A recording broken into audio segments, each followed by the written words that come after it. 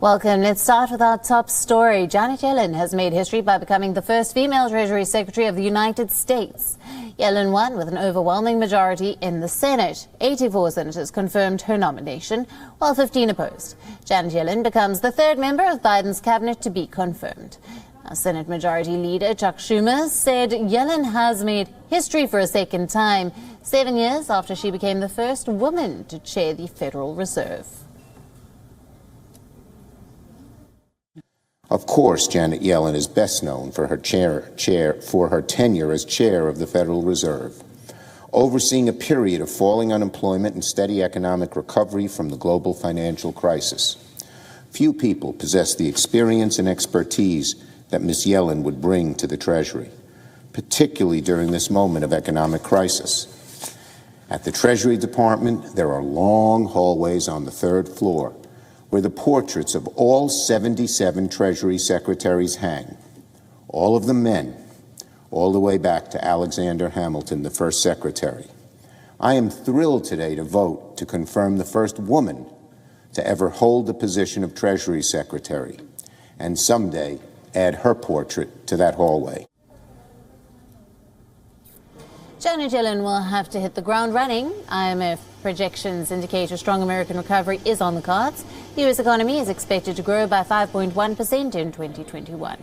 It is an upward revision of almost 2 percentage points and the strongest American growth rate since 1984. This has mainly been attributed to a strong second half of 2020.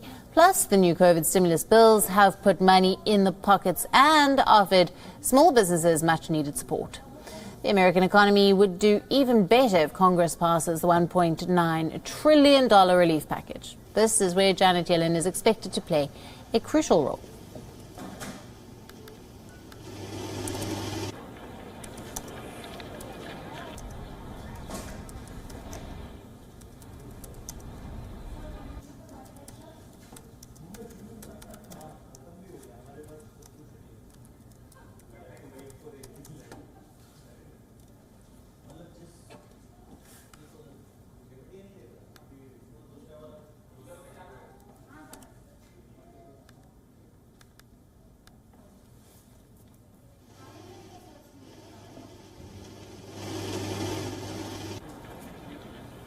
Now we're being joined live by Susan Tehrani for more on this.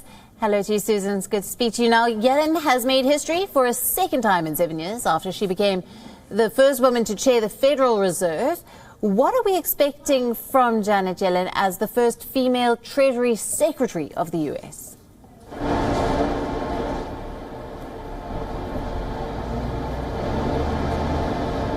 That's right. History indeed.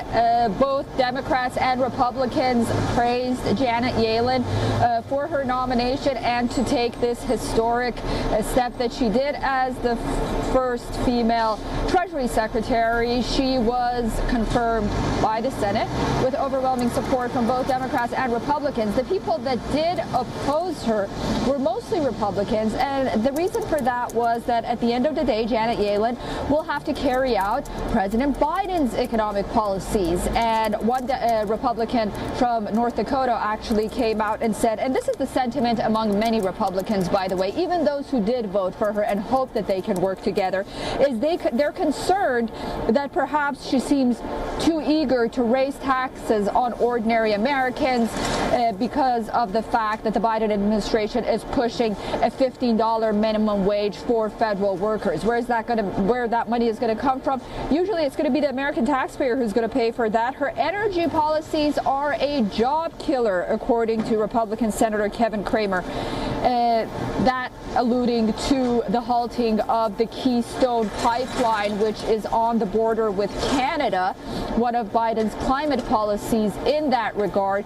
What will happen is if that pipeline is closed, hundreds of thousands of Americans, even millions, will lose their jobs. So that's another concern. And then, we talked about the minimum wage as well. However, Yellen was instrumental in bringing America out of recession for both Democratic and Republican administration. She knows how to work with both parties. However, with a backdrop of impeachment trials, second impeachment trials for former President Donald Trump in the Senate, the atmosphere may be a little murky regarding Biden's economic plans, and Yellen may face some opposition because the Republicans sort of somewhat have a sour mouth in their taste to work with Yellen. Her first task will be to pass another stimulus package, which the Biden administration has put forth, and that itself is going to be very challenging to go forth, considering the concerns that the Republicans have and whether or not there'll be somewhat of an olive branch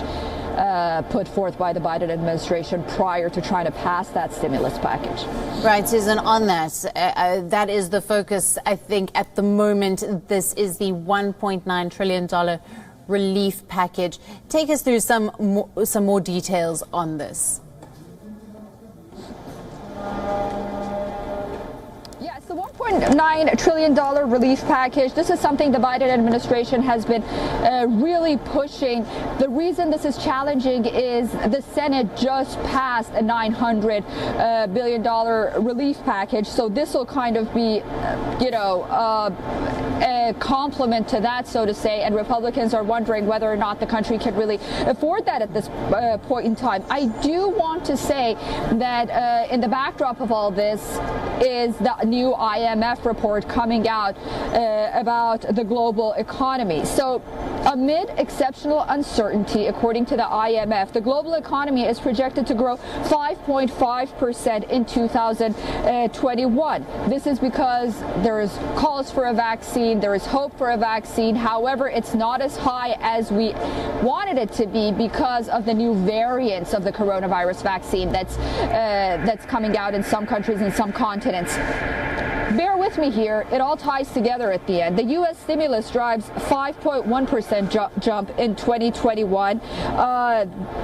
And that, that's very modest. So passing this stimulus package in the backdrop of U.S. growth being so little is going to be very challenging, despite the fact that millions of Americans are out of jobs. So there has to be some kind of compromise.